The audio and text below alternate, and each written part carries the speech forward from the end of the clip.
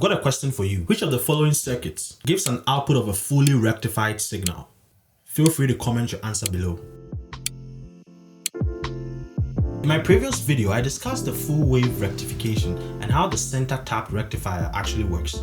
It's a great video, you should check it out. In this video, I'll explain another circuit that is also used for full wave rectification. That's the bridge rectifier. The agenda for this video will be first to describe the circuit and each component used, explain the two main cycles that produces rectification, and solve a question on the bridge rectifier, which will help solidify your understanding. Let's get into it. A full wave rectifier will convert an AC signal like this voltage source into a fully rectified signal. The most common design of this rectifier consists of 4 diodes which come together to form a bridge. As a side note, a bridge circuit is a type of electrical circuit in which 2 branches are bridged by a third branch connected between the first 2 branches at some intermediate point along them. Now I know I use the same word to explain what a bridge circuit means, but it makes sense when you see it. A much more popular bridge topology is the Wheatstone bridge, which is used to find the value of unknown resistances. We'll have the same circuit for the diode bridge, but the resistors are replaced with diodes, and VG is replaced with the load of the rectifier. Now this load could be any device that requires a DC voltage or current, such as a computer or a smartphone. For simplicity in this video, the load will be represented by a resistor. We can also see a voltage supply here, which will serve as an AC source. Also take note of the arrangement of the diodes. It is very key in ensuring the functionality of our rectifier. D4 is reverse biased with regards to the source voltage, whereas D1 is forward biased with regards to the source voltage.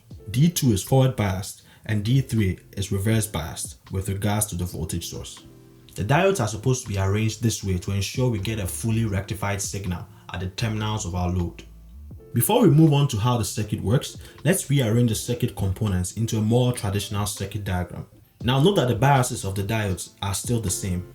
Now we're ready to tackle the circuit. If you're enjoying this video, feel free to hit the like button for YouTube to recommend this video to others as well. Also, I make electrical engineering tutorial videos like this one, so be sure to subscribe and hit the bell for notifications so you never miss a video. Let's get back to it. Our analysis will be divided into 2 main parts, which signify the 2 cycles of our sinusoidal input waveform. These cycles include the positive and the negative cycles. Depending on the cycle, diodes D1 and D2 conduct together, and D3 and D4 conduct together. Now Kirchhoff's voltage law around the loop containing the source D1 and D3 shows that D1 and D3 cannot be on at the same time.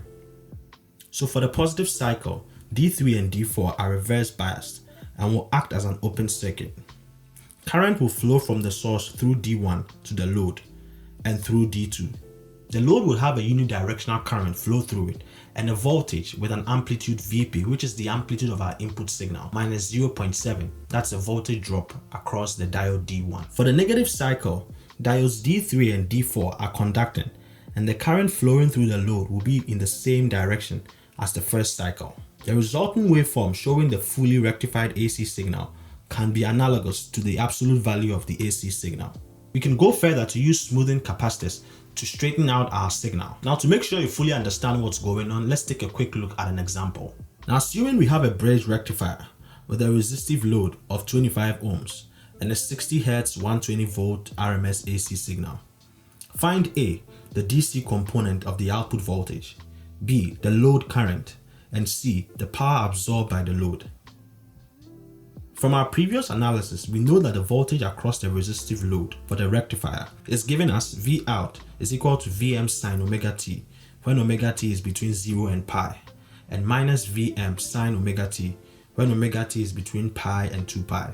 Therefore, the DC component of the signal is the average value of the output voltage, which can be found as V out is equal to 1 over pi, the integral of Vm sine omega t d omega t, with an interval of 0 to pi.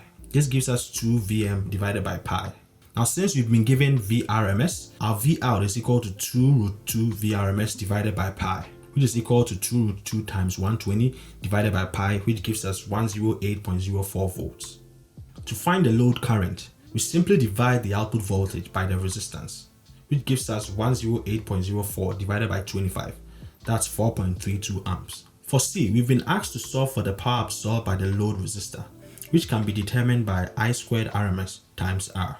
Now I RMS is simply I out divided by root 2, or 4.32 divided by root 2, which gives us 3.06 amps RMS. The total power absorbed is equal to I squared RMS times 25, which is 233.4 watts. If you found this video valuable, hit the like button. Also, I make electrical engineering videos like this one, so be sure to subscribe and hit the bell for notifications so you never miss a video. Thanks for watching, and I'll see you in the next.